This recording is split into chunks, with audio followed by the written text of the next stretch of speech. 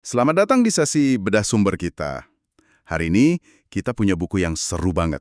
Judulnya Loan Sharks. Pernah nggak sih Anda mikir, kenapa ya ide-ide yang kelihatannya brilian, yang revolusioner gitu, eh, sering banget ditolak mentah-mentah?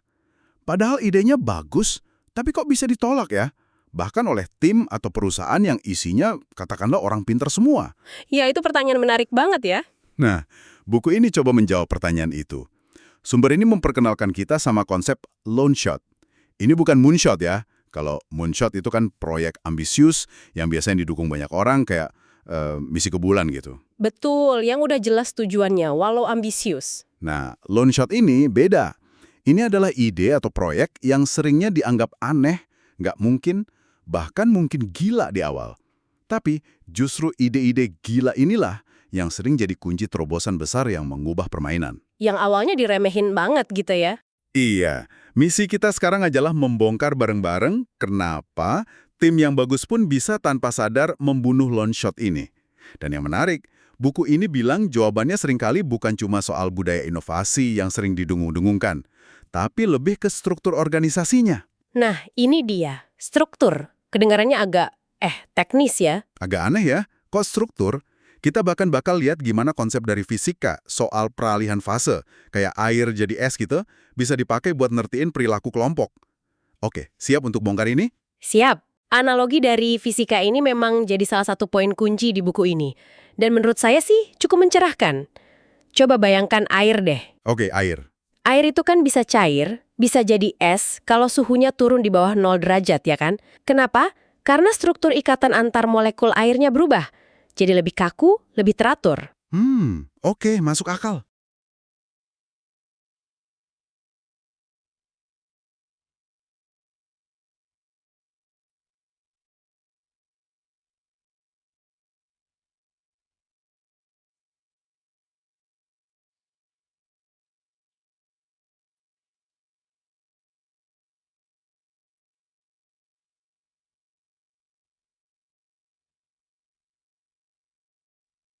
Nah, penulis buku ini berargumen hal mirip terjadi di kelompok atau organisasi. Ketika sebuah kelompok tumbuh makin besar atau mungkin mencapai kondisi tertentu, struktur interaksi antar anggotanya itu bisa berubah, bikin mereka jadi beku, jadi kaku, jadi resisten terhadap ide-ide baru yang aneh atau radikal. Jadi kayak sistemnya membeku gitu ya? Betul, dan yang penting banget dicatat nih, itu bukan berarti orang-orang di dalamnya tiba-tiba jadi nggak kompeten atau niatnya jelek loh. Justru seringkali tim yang tadinya efisien banget, isinya orang-orang hebat yang sama. Malah jadi nolak ide bagus. Iya, malah jadi resisten sama ide-ide loan shot yang mungkin dulu mereka sendiri dukung waktu timnya masih kecil. Kenapa bisa gitu? Buku ini bilang karena insentifnya berubah seiring pertumbuhan atau perubahan struktur itu. Oh, insentifnya ya? Iya, fokus orang-orangnya jadi geser. Dari yang tadinya mungkin sama-sama pengen proyeknya sukses, jadi lebih mikirin gimana caranya naik pangkat atau gimana caranya amanin posisi di struktur yang lebih besar itu. Kepentingan individu atau kepentingan departemen jadi lebih dominan daripada eksplorasi ide baru yang berisiko tinggi. Wah, menarik ya. Jadi bukan orangnya yang salah, tapi sistem atau strukturnya yang bikin perilaku berubah. Tapi tenang, bukan berarti kita pasrah aja gitu kan. Enggak dong, justru buku ini ngasih harapan. Buku ini ngasih contoh dua tokoh sejarah yang kayaknya udah ngerti banget soal dinamika ini, jauh sebelum ada istilah loonshot segala macam. Mereka adalah Vannevar Bush dan Theodore Vail. Dua nama besar ini. Dua-duanya ini menghadapi organisasi yang lagi krisis, lagi stagnan, tapi berhasil bikin terobosan luar biasa dengan cara yang nggak biasa. Kisah mereka ini bisa jadi pelajaran penting buat kita semua. Mau mulai dari siapa dulu nih? Bush mungkin ya? Ceritanya dramatis soalnya, ada hubungannya sama Perang Dunia II. Boleh. Cerita Bush ini memang contoh klasik banget. Kita mundur ke tahun 1939. Oke, 1939. Situasinya genting banget waktu itu. Jerman Nazi lagi di atas angin soal teknologi militer, U-boat mereka itu bikin kapal-kapal sekutu kocar-kacir di Atlantik. Pesawat Luftwaffe mereka kayak nggak ada lawan di udara Eropa. Sementara Amerika Serikat, gimana kondisinya? Nah, AS waktu itu teknologi militernya bisa dibilang ketinggalan zaman. Agak terlena gitu mungkin ya. Nah, di tengah situasi itu, muncullah seorang insinyur dan akademisi top dari MIT, namanya Vannevar Bush. Dia lihat sendiri gimana kalangan militer AS waktu itu agak meremehkan peran ilmuwan sipil dan riset mendasar. Ada anekdotnya kan itu ya? Iya, malah ada cerita para jenderal nyebut ilmuwan kayak Bush ini damn professors, profesor sialan gitu kasarnya. Anggaran buat riset dipotong habis-habisan. Bush sadar angat kalau dia coba mengubah budaya militer yang udah mendarah daging ini, wah itu susah banget. Kayak nyuruh batu jadi air ya? Iya, sama aja kayak nyuruh sebongkah es batu buat lebih cair dan fleksibel. Susah banget, mungkin mustahil dalam waktu singkat. Nah, ini dia bagian yang menurut saya paling counterintuitif dan jadi inti argumen buku ini.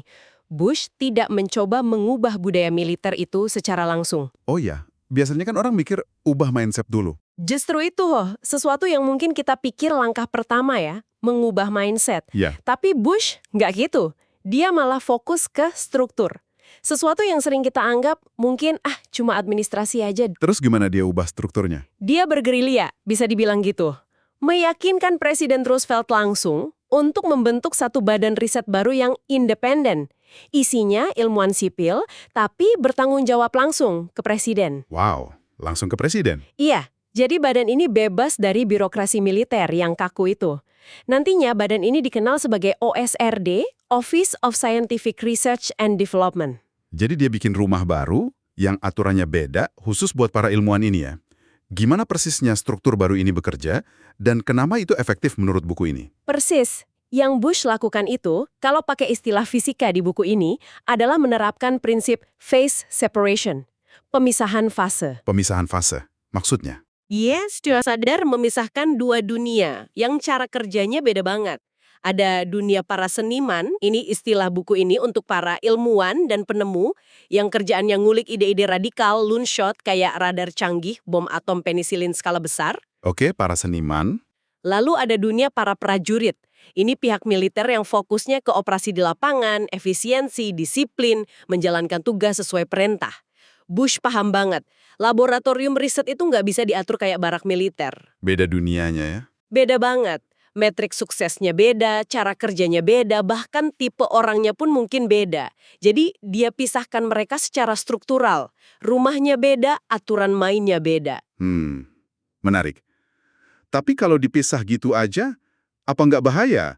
Nanti tim risetnya malah asyik sendiri di Menara Gading, bikin teknologi canggih, tapi nggak nyambung sama kebutuhan nyata di medan perang. Gimana Bush ngatasin risiko itu? Pertanyaan bagus banget, dan ini kunci kedua keberhasilan Bush. Pemisahan fase aja nggak cukup. Bush juga secara aktif menciptakan dan menjaga apa yang disebut dynamic equilibrium, keseimbangan dinamis. Keseimbangan dinamis? Iya, antara kedua kelompok ini. Harus ada jembatan, harus ada transfer informasi dua arah yang sehat. Para ilmuwan, seniman, perlu tahu masalah real apa yang dihadapi prajurit di lapangan. Sebaliknya, prajurit butuh solusi teknologi dari seniman yang beneran bisa dipakai dan efektif, bukan cuma canggih di atas kertas. Terus, gimana cara Bush jadi jembatannya? Bush sendiri berperan aktif sebagai jembatan ini. Dia bukan kayak bos yang nunjuk-nunjuk, "Hei, kamu kerjain teknologi A, kamu teknologi B." Nggak gitu. Dia lebih kayak tukang kebun. Tukang kebun? Iya, yang memastikan kedua tanaman ini, riset radikal dan operasi militer, bisa tumbuh subur berdampingan dan saling mendukung. Dia memelihara interface atau titik temu antar keduanya, memastikan ada komunikasi, ada saling pengertian kebutuhan. Jadi dipisahkan tapi tetap nyambung ya? Keren caranya. Hasilnya gimana tuh strategi Bush ini? Hasilnya, seperti yang Anda bilang tadi, luar biasa dan cepat banget. Ambil contoh radar microwave. Ah ya, radar. Penting banget itu kan? Krusial banget buat deteksi U-boat Jerman, terutama di malam hari atau cuaca buruk. Berkat struktur OSRD yang fleksibel dan fokus itu, teknologi ini berhasil dikembangkan dan diproduksi massal dalam waktu, coba tebak, kurang dari 30 bulan. Wow, 30 bulan untuk teknologi sepenting itu di masa perang? Cepat sekali. Cepat banget, begitu diterapkan di Atlantik, dampaknya langsung terasa. Kerugian kapal sekutu akibat serangan U-boat turun drastis, sampai 95% hanya dalam 90 hari. Gila, 95% dalam 90 hari. Itu benar-benar game changer ya? Beneran, Radar ini juga jadi kunci di Perang Pasifik melawan Jepang dan sangat efektif buat nangkis serangan bom terbang V-1 Jerman ke London. Banyak sejarawan bilang, tanpa kontribusi OSRD yang dimungkinkan oleh struktur ciptaan Bush ini, Perangnya bisa lebih lama ya? betul, Perang Dunia Kedua mungkin akan berjalan jauh lebih lama dan memakan korban lebih banyak lagi. Ini bukti nyata gimana struktur bisa mengakselerasi inovasi radikal dalam skala besar, bukan cuma soal semangat inovasi. Oke, kisah Bush ini kuat banget ya. Dan itu semua berawal dari keputusan untuk nggak maksa mengubah budaya, tapi malah bikin struktur baru yang kondusif. Oke, itu tadi kisah Bush di dunia militer dan perang. Sekarang kita pindah ke dunia bisnis yuk, ke cerita Theodore Vail dan AT&T. Katanya mirip-mirip ya polanya. Mirip banget polanya. Kita loncat ke awal abad ke-20. AT&T itu kan perusahaan telekomunikasi raksasa ya waktu itu. Tapi kondisinya lagi sekarat. Sekarat? Ya. Kenapa? Kompetitor baru mulai bermunculan karena paten telepon Alexander Graham Bell udah habis masa berlakunya. Kualitas layanan AT&T anjlok. Manajemennya waktu itu kayaknya cuma keenakan duduk di atas warisan paten yang mulai usang. Nggak banyak inovasi baru yang berarti. Wah, bahaya itu. Terus datanglah Theodore Vail nih ya. Udah nggak muda lagi katanya pas jadi CEO. Betul. Vail ini diangkat jadi presiden, jabatan setara CEO waktu itu, AT&T untuk kedua kalinya di usia 62 tahun. 62 tahun. Usia yang mungkin dianggap udah mau pensiun ya. Iya. Tapi Vail ini punya visi yang untuk ukuran zaman itu bener-bener long shot banget, gila lah pokoknya. Dia pengen suatu saat nanti orang bisa teleponan dari New York sampai ke San Francisco. Lintas benua. Hah, telepon lintas benua di awal abad 20. Teknologinya gimana? Nah, itu dia masalahnya. Teknologinya belum ada sama sekali. Jangankan teknologinya, dasar ilmu pengetahuannya aja belum cukup kuat waktu itu. Konsep mekanika kuantum yang nantinya jadi kunci untuk bikin penguat sinyal jarak jauh itu masih 20 tahun lagi baru ditemukan. Jadi dia beneran ngimpi ya? Banyak yang anggap Vail ini ngimpi di siang bolong. Gila ini orang katanya. Wah, visinya liar banget ya untuk zamannya. Terus, gimana dia mewujudkan mimpi gila itu? Apa dia melakukan hal yang sama kayak Bush? Bikin struktur baru? Secara prinsip, iya, Vail juga melakukan phase separation. Dia sadar tim yang tugasnya ngurusin operasional jaringan telepon sehari-hari, yang butuh efisiensi tinggi, standarisasi, minim kesalahan, atau yang di buku ini disebut sebagai penjaga franchise, mereka nggak akan bisa diharapin buat ngulik ide-ide radikal kayak telepon lintas benua. Karena fokusnya beda ya. Beda banget mindset dan tekanannya. Jadi, Vail mengkarantina tim risetnya. Dia kumpulin para ilmuwan dan insinyur terbaik, kasih mereka gedung sendiri yang terpisah dari hiruk-pikuk operasional sehari-hari. Gedung inilah yang jadi cikal bakal Bell Labs yang legendaris itu. Oh, jadi Bell Labs itu awalnya dari sini ya. Iya, dia kasih mereka anggaran sendiri, kebebasan bereksperimen, dan metrik penilaian yang beda sama sekali dari unit bisnis AT&T lainnya. Dia menciptakan semacam taman bermain khusus buat para seniman long shot ini, biar mereka bebas berkreasi. Oke, jadi seniman dipisahkan dari prajurit lagi. Mirip Bush. Terus soal dynamic equilibriumnya gimana? Kan risetnya harus nyambung juga ke bisnis AT&T nantinya. Nggak bisa cuma jadi mainan ilmuwan kan? Nah, Vail juga jago banget soal ini. Dia memastikan ada keseimbangan. Tim riset seniman nggak boleh jadi anak emas yang lupa daratan, tapi tim operasional prajurit franchise juga nggak boleh merasa dianaktirikan atau nggak dihargai. Vail secara aktif menjembatani keduanya. Gimana caranya? Dia memastikan penemuan-penemuan dari lab riset itu bisa diterjemahkan jadi produk atau layanan yang menguntungkan AT&T. Sebaliknya, masalah-masalah nyata dari operasional di lapangan bisa jadi masukan berharga buat arah riset di Bell Labs. Dia menjaga agar kedua fase ini, launch shot yang radikal dan franchise yang stabil, bisa hidup berdampingan secara harmonis dan saling menguatkan, nggak saling bunuh. Keren.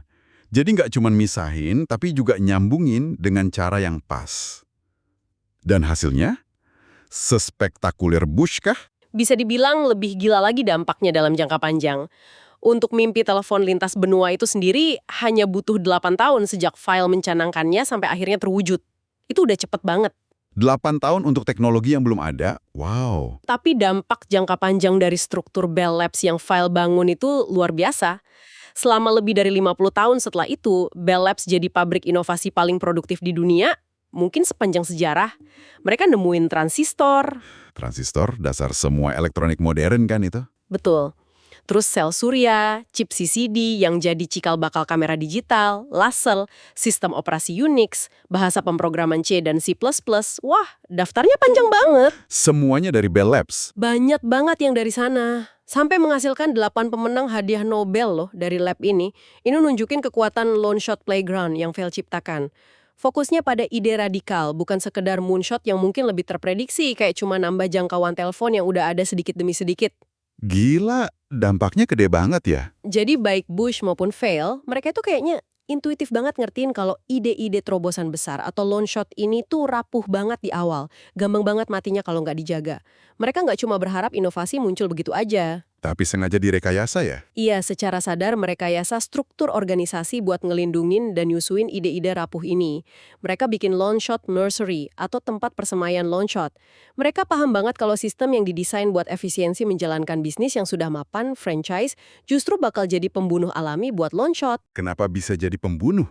Karena lone shot itu kan masih penuh tanda tanya, butuh waktu buat berkembang, sering gagal dulu. Sementara franchise butuh kepastian, efisiensi, hasil cepat. Dua dunia ini butuh aturan main yang beda. Kalau disatuin di bawah aturan yang sama, biasanya lone shot yang kalah. Wah, konsep lone shot nursery ini menarik. Dan emang bener ya, ide baru itu rapuh banget. Buku ini ada cerita-cerita lain nggak soal betapa rapuhnya lone shot ini? Biar kita makin kebayang kita selain Bush dan Vail. Oh, banyak banget contohnya di buku ini. Ada satu konsep menarik namanya 3 kematian lone shot. Maksudnya, ide hebat itu seringkali hampir mati berkali-kali sebelum akhirnya sukses. 3 kali hampir mati. Contohnya? Contohnya Gleevec. Ini obat kanker yang revolusioner banget kan? Tapi tahu nggak, sebelum obat ini sukses besar, ilmuwan penemunya, namanya Brian Drucker, itu sempat ditolak promosinya sama atasannya.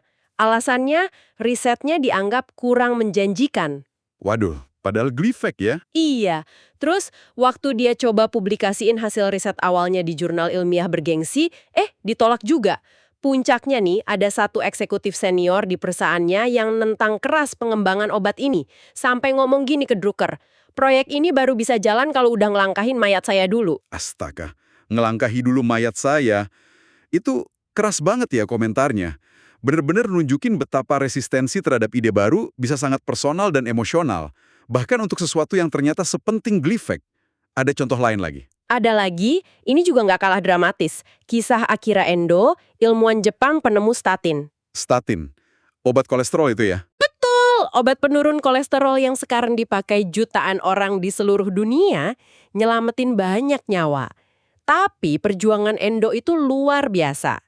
Di perusahaannya sendiri, dia dicurigai terus-menerus, dianggap buang-buang waktu dan uang risetnya itu. Nggak dipercaya gitu ya? Sampai segitunya. Saking seringnya dapat tekanan, dia cerita kalau dia selalu bawa surat pengunduran diri di kantong jasnya setiap hari. Siap-siap aja kalau dipecat hari itu juga. Ya ampun, sampai segitunya ya? Tiap hari bawa surat resign? Beneran. Terus, belum selesai cobaannya. Datang pukulan berikutnya, yang disebut buku ini sebagai kematian kedua. Obat statin temuannya itu kan perlu diuji coba ke hewan laboratorium standar dong. Ya, tikus biasanya ya? Nah, betul. Diuji ke tikus. Hasilnya gagal total. Bahkan ada efek samping negatif di tikus. Wah, ini biasanya udah akhir cerita buat proyek riset manapun. Kalau gagal di hewan coba standar, ya udah pasti dianggap idenya jelek, game over. Waduh. Terus gimana dia bisa lolos dari kematian kedua ini? Kok statin bisa ada sekarang? Nah, disinilah kehebatan Endo. Dia nggak nyerah gitu aja. Dia punya intuisi atau mungkin nekat aja. Dia curiga, jangan-jangan tikus itu bukan model hewan yang pas buat nguji obat kolesterol. Mungkin metabolisme kolesterolnya beda. Oh, jadi dia mempertanyakan metode ujinya ya? Iya, dia coba tes ke hewan lain, yaitu ayam. Dan ternyata benar, di ayam statin bekerja dengan baik dan aman. Baru dari situ proyeknya bisa lanjut dan akhirnya jadi obat blockbuster. Kisah Endo ini nunjukin betapa pentingnya konsep yang disebut false fail. False fail? Gagal tapi bohongan. Maksudnya gimana tuh? Ya, kira-kira gitu. Maksudnya hasil negatif atau kegagalan dalam sebuah tes atau eksperimen itu nggak selalu berarti idenya yang salah atau jelek. Bisa jadi cara ngetesnya yang salah atau asumsi di balik tesnya yang keliru. Oke, kasus endo tadi ya, pakai tikus ternyata, keliru untuk statin. Persis. Nah, orang-orang kayak Endo atau satu lagi contoh di buku ini Judah Folkwan, pelopor terapi anti-angiogenesis buat kanker yang juga diejek habis-habisan selama puluhan tahun, mereka ini punya skill khusus buat menginvestigasi kegagalan. Mereka nggak langsung terima hasil negatif gitu aja. Mereka nggak nyerah ya? Mereka tanya terus, kenapa gagal? Apa mungkin cara kita ngukurnya salah? Apa ada faktor lain? Mereka bisa bedain mana ide yang beneran jelek, mana yang cuma kelihatannya jelek gara-gara tesnya nggak pas. Kemampuan membedakan false fail ini krusial banget buat nyelamatin long shot dari kematian dini. Oke, jadi selain butuh taman bermain yang strukturnya pas, long shot juga butuh orang yang jago investigasi kegagalan ya, yang nggak gampang nyerah sama hasil negatif. Ada lagi nggak faktor penting lainnya buat bikin long shot ini selamat sampai tujuan? Ada satu lagi yang penting banget menurut buku ini. Sosok champion, juara proyek. Champion? Maksudnya gimana? Kayak pahlawannya gitu? Mirip-mirip, long shot yang masih bayi dan rapuh ini butuh tangan kuat, yang lindungin, ngebela, dan memperjuangkannya di tengah organisasi. Nah yang menarik, champion ini nggak harus orang yang nemuin idenya loh. Oh ya? Kenapa? Buku ini bilang, keahlian buat nemuin ide baru, seniman, itu beda banget sama keahlian buat memperjuangkan ide itu sampai jadi kenyataan di tengah berbagai tantangan politik kantor, birokrasi, dan keraguan. Jarang ada orang yang punya dua-duanya sekaligus. Jadi butuh skill set yang beda ya, antara penemu dan pejuang. Betul, champion inilah yang tugasnya jadi bodyguard si Loonshot. Dia yang ngejawab kritik-kritik, yang lobi-lobi cari dukungan dan sumber daya, dan yang penting, dia jadi penerjemah antara dunianya para seniman yang mungkin agak aneh dan susah dimengerti, dengan dunianya para prajurit atau manajer yang lebih pragmatis dan butuh kepastian. Tanpa champion yang gigih dan pintar navigasi organisasi, banyak Loonshot hebat mungkin mati di tengah jalan meskipun idenya brilian. Wah, lengkap banget ya pembahasannya. Mulai dari pentingnya Loonshot, kenapa dia rapuh, peran struktur versus budaya, contoh Bush dan Vail yang keren banget, konsep pemisahan fase dan keseimbangan dinamis, sampai ke false fail dan peran champion. Oke, kalau gitu coba kita rangkum sedikit yuk. Apa aja sih poin-poin kunci yang bisa kita petik dari obrolan kita soal buku Loonshot ini buat Anda yang dengerin? Boleh. Pertama, yang paling penting mungkin adalah kesadaran bahwa ide-ide radikal yang kita sebut Loonshots ini itu vital banget buat kemajuan jangka panjang. Tapi sifatnya memang super rapuh. Gampang banget mati kalau nggak dirawat dengan benar. Jadi jangan anggap remeh kerapuhannya ya. Betul. Kedua, dan ini mungkin yang paling menantang pemikiran umum kita, struktur organisasi seringkali punya pengaruh lebih besar terhadap nasib Loonshots daripada sekedar slogan-slogan budaya inovasi.